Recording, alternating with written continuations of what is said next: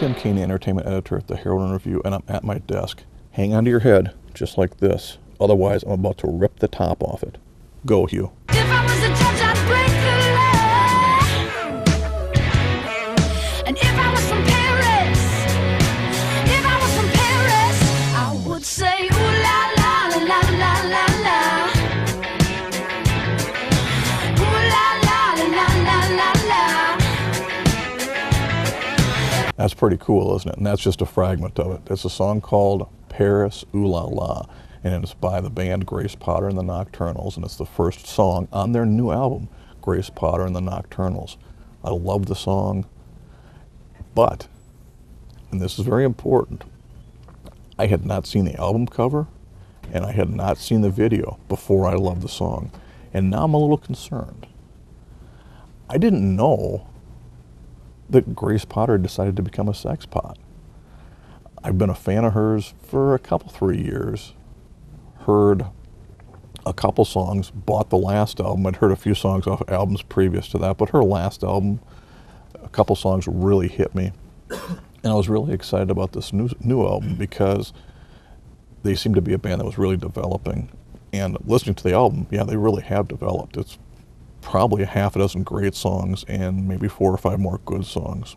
When I went out on YouTube just to see what kind of visuals they might have tied to it, I found the video for Paris, and I looked at it and I thought, is that really her? Did they hire somebody to lip sync it, like Blues Traveler did in the whole Runaround video, which was really kind of clever, I always thought.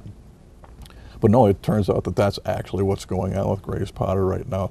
I came across a remark online where somebody said, I used to like her music a lot, now she's more worried about her dress than she is about the music she's doing.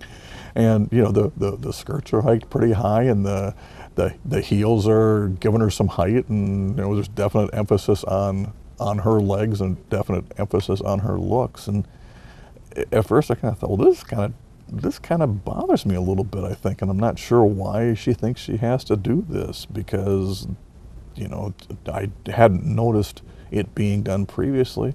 Then I started thinking, you know what, you got to figure out what you got to do to get people's attention, and if it takes Jenny Lewis putting on a short skirt and doing doe eyes in videos so that people will pay attention to her and the Rilo Kiley stuff, and I guess that's what you got to do.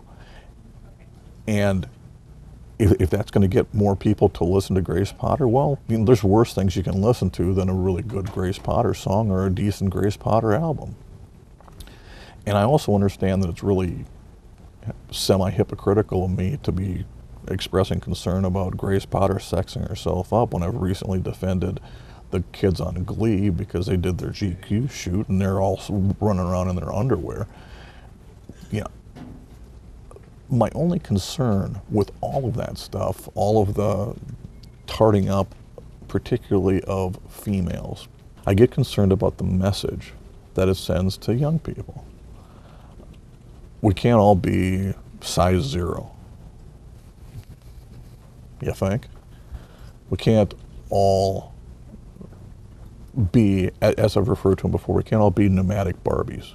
You know, you don't want that. You don't want people dressing themselves up in plastic and being that, you know, that 38, 22, 34 figure or whatever the hot measurements of the day are. And I do get concerned that young people might be getting the message that that's the only way you can succeed in whatever business you try is to sex yourself up and tart it up. At the same time, I like Glee, really like the Grace Potter album. I admit that there's some confusion there on my part, and all I can do is talk it out with you once in a while and let you know that I do recognize that there's a bit of hypocrisy in there, and just kind of shrug and say, yep, I'm a hypocrite. Aren't we all? I'm Tim Kaine, I'm at my desk. If I was from Paris, I would say, ooh la la la la la la.